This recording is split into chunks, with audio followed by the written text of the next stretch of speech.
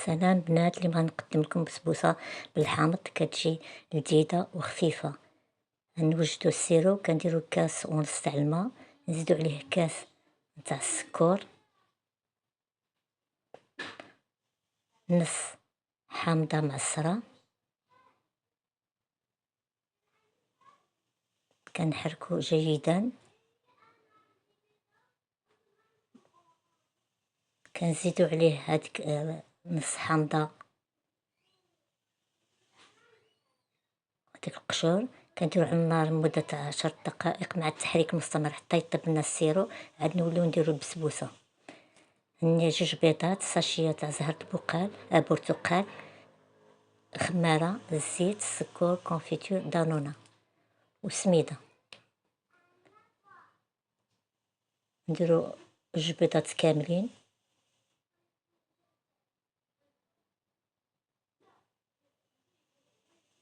كنحركوهم، نزيدو عليهم كاس سكر مع التحريك المستمر،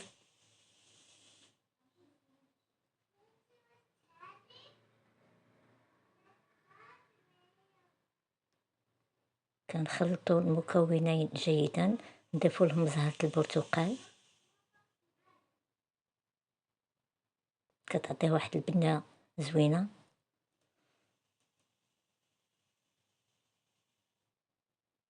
مع التحريك دائما نضيفو لهم الزيت،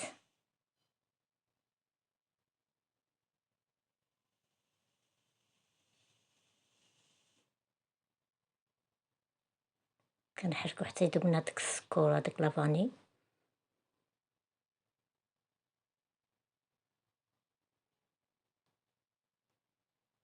نضيفو لهم دانونة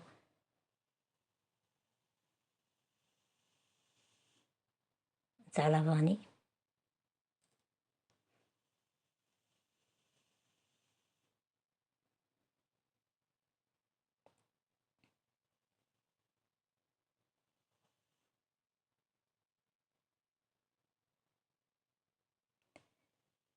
معلقة كونفيتور، كونفيتور تاع المشماش،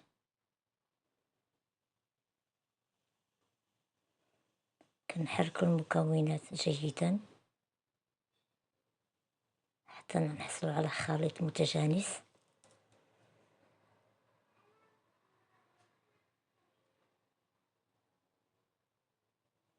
جوج كيسان تاع السميده تاع الحرشه، ما يكونوش عامرين، ندير 2 كيسان ونص. هنايا عمرت الكاس، كان خاصني ما نعمروش بزاف. الكاس الاول، الكاس الثاني مع التحريك المستمر نص كاس، 2 كيسان ونص.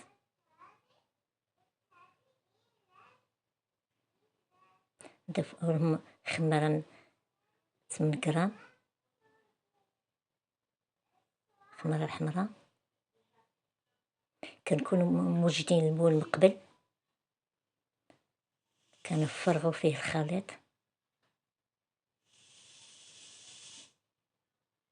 ونديروه يطيب في الفرن اللي يكون من قبل مشعول على درجة 180 مدة 30 دقيقة. هاي الحرشة، هاي البسبوسة تاعتنا موجودة، هي راه حامية، كنسقيوها بالسيرو البارد اللي وجدناه من قبل.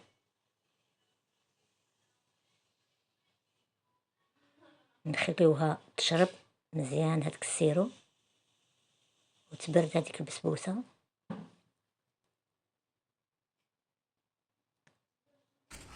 نزوقو لها وجهها بالكونفيتور، كنطيو لها الوجه تاعها بالكونفيتور.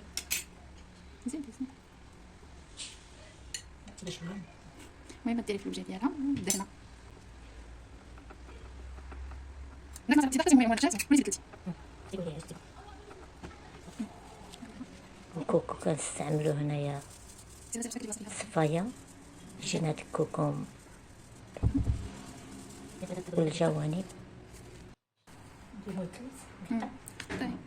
ها الشكل نتاعها، كنقطعو واحد قطعة باش يبان لكم داخل البسبوسة.